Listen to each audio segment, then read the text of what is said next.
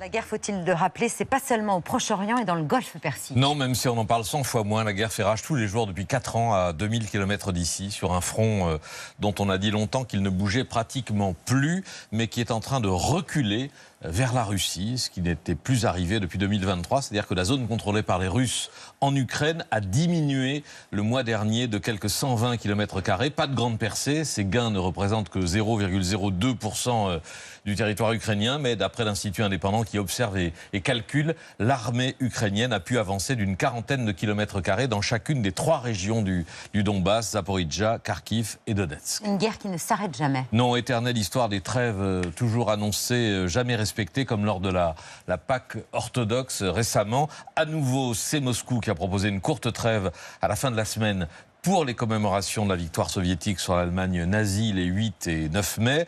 En réponse, Zelensky déclare que l'Ukraine va observer sa propre trêve à partir de demain, 6 mai, ce qui aurait fait 4 jours de répit. Mais la nuit dernière, l'armée russe a lancé sur l'Ukraine 11 missiles balistiques et 164 drones, faisant au moins 5 morts. Zelensky dénonce le cynisme absolu du pouvoir russe, tandis qu'à Moscou, les répétitions du défilé de samedi prochain ont commencé. Alors on voit ici évidemment des soldats qui marchent au pas, mais ce défilé, cette parade sera en mode rikiki, ni blindé, ni missile sur la place rouge. Pour la première fois depuis 20 ans, la Russie justifie ce défilé en format réduit par la menace terroriste ukrainienne. L'Ukraine qui parvient effectivement à frapper sur le sol russe. Oui, avec des tirs de drones. L'un de ces engins a même éventré la façade d'un immeuble résidentiel de Moscou ces derniers jours. Mais plus spectaculaire encore, cette raffinerie de pétrole en flammes la semaine dernière à Tuapse, ville côtière du sud de la Russie,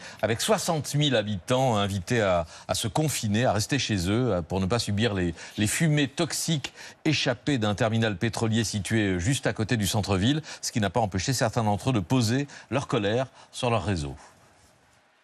Здравия желаю.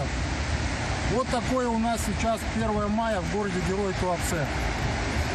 С праздником, дорогие товарищи!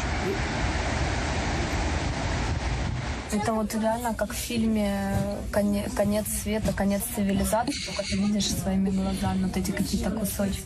Au moins 3 personnes ont été tuées à Tuapse. Vladimir Poutine a accusé l'Ukraine de recourir à des méthodes terroriste. Poutine qui subit la colère d'une partie des Russes. Oui, alors colère, je ne sais pas, nos invités diront s'il faut mettre des guillemets ou pas. Disons un certain mécontentement, évidemment très difficile à évaluer dans un pays aussi légitimiste et verrouillé. Il y a bien des sondages officiels menés par un institut officiel qui mesure la popularité du président. Alors vous savez, ça se fait par téléphone et dans un pays comme la Russie, je ne sais pas s'il est très facile de dire à un inconnu au téléphone non, Poutine, ça me plaît plus du tout. Bon, bref, enfin, d'après les statistiques, ces gens disent que de 75% en janvier, Poutine est descendu à 67% de popularité en avril. Bon, c'est un signal. Il y en a d'autres, comme la vidéo de cette influenceuse, ancienne vedette de télé-réalité installée à Monaco, Victoria Bonia, une interpellation de Vladimir Poutine vue 30 millions de fois et qui commence ainsi. Я это делаю от лица народа. Они меня об этом не просили, но внутри я чувствую, что нужно записать это видео. Почему? Потому что, Владимир Владимирович, вас боятся. Народ вас боится, блогеры вас боятся, артисты боятся, губернаторы вас боятся. А вы президент нашей страны. А мне кажется, мы не должны бояться. La jeune Victoria qui prend soin de préciser qu'elle n'est pas une opposante. Les gens ont peur de vous, lance-t-elle à Poutine, sans dire pourquoi ils ont peur, sans parler de la guerre, mais de la hausse du coût de la vie et des blocages d'Internet. Et il est vrai que pour les observateurs de la société russe, le mécontentement actuel est moins lié à la guerre directement qu'aux coupures à répétition. Poutine veut couper la Russie du reste du monde. C'est ce qu'il tente de mettre en place depuis 7 ans, un Internet national, le RuNet, coupé du réseau mondial.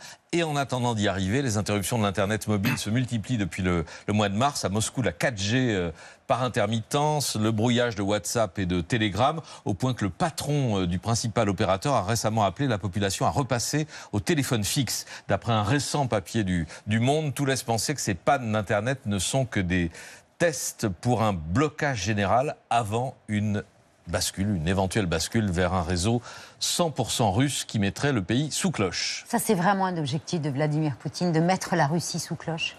C'est le modèle chinois. Ce sont ses amis chinois qui l'ont inventé. La Chine a conçu son réseau Internet comme un intranet avec des points d'entrée et de sortie vers le reste du monde qui sont facilement contrôlables. Aujourd'hui, en France, vous ne pouvez pas contrôler les points d'entrée et de sortie parce qu'il y en a trop. La Chine a construit ce système. La Russie est en train de faire exactement la même chose. Avec plus de frontières. Oui, en mais Russie. Et ce qui est compliqué, c'est de revenir en arrière, parce que la Russie avait un Internet ouvert. Oui, donc ça explique les résistances. Et voilà, et donc c'est techniquement compliqué et c'est politiquement compliqué. Donc, mais le but est effectivement celui-là, et c'est une tendance qu'on voit chez des autocrates de la terre entière. Les coupures d'Internet dans un certain nombre de pays se déroulent à chaque fois qu'il y a une crise politique ou une tension. L'Iran, évidemment, pendant la guerre, mais même en Afrique, après des élections contestées, etc. Vous avez cette tendance lourde qui est de couper Internet, et c'est une très bonne tactique, puisque Internet est devenu évidemment un objet absolument vital dans les échanges. Mais ce n'est pas bon signe de l'état du pays. Évidemment non, c'est certainement un signe de nervosité majeure, comme l'absence de véhicules au défilé du 9 mai. Donc on a, c'est ça d'ailleurs le sujet du moment, c'est qu'il y a un nombre d'indicateurs qui sont tous complexes à analyser, mais qui vont tous dans la même direction, qui est que ça ne se passe pas très bien pour Vladimir Poutine. Ce qui explique cette visite il y a quelques jours pour aller à la rencontre de jeunes sportives à Saint-Pétersbourg. La dernière fois qu'on avait vu Vladimir Poutine embrasser comme ça un enfant sur le front, c'était en 2023. Ça, c'est vraiment une stratégie de communication bien réglée, un rituel quasiment. C'est ce qu'on en a déduit en voyant cette image, parce que la précédente nous avait assez marqué, parce qu'il avait attrapé soudainement un enfant, il avait même embrassé sur le ventre, donc ça avait donné lieu à une image assez bizarre, on ne comprenait pas trop pourquoi il faisait ça. Je pense que là, Vladimir Poutine a à peu près un maximum de sa relation avec sa population. En fait, il est capable d'attraper un enfant, lui faire un bisou et puis rendre l'enfant derrière. Et c'est une vraie difficulté, parce qu'il a peu de moments, peu d'occasions aujourd'hui de rencontrer sa population, parce qu'il voyage pas. Il voyage très peu. Il évite d'avoir rencontré les gens. Il a encore le Covid en tête. Nous, c'est peut-être un peu passé, mais lui, il y pense encore, en fait.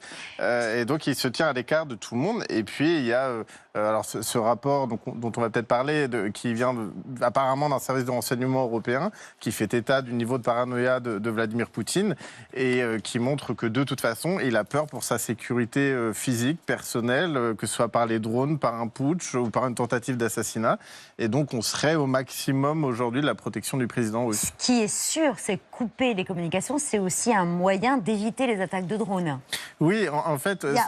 c'est l'une des explications. Ça a été un mystère pour nous, quand même, la façon dont ça s'est passé, parce qu'en fait, vous l'avez signalé, c'était très radical quand on coupe Internet dans un pays, surtout un pays qui a construit une capitale ultra moderne, basée sur Internet, sur le numérique. Vous coupez pas du jour au lendemain, en fait. Et donc là, les Russes n'ont pas compris ce qui s'est passé. C'est les terminaux bancaires aussi, c'est les paiements au quotidien. Exactement, les taxis, les livreurs, les entreprises ont perdu des millions de roubles. Et donc, on n'a pas trop compris, mais personne n'a compris ce qui se passait sur le coup. Et même certains au Kremlin n'ont pas tout compris instantanément. Et là, ce qu'on commence à comprendre, c'est que c'est effectivement lié à des questions de sécurité. C'est-à-dire qu'il y a le contrôle du web, comme vous l'avez dit, qui concerne plein de pays dans le monde. Mais il y a aussi des questions immédiates de sécurité liées aux drones. Internet, ça permet notamment de diriger les drones. Et donc, c'est une des motivations du Kremlin. Parce que les attaques de ces drones ukrainiens en Russie, ça, c'est le symbole d'un pouvoir vulnérable. C'est que la Russie, avec sa surpuissance, n'arrive pas à contrôler ce phénomène. Et c'est le signe, et je pense que c'est peut-être un phénomène majeur qu'on n'a pas totalement perçu de notre côté de l'Europe, c'est la transformation technologique de l'Ukraine.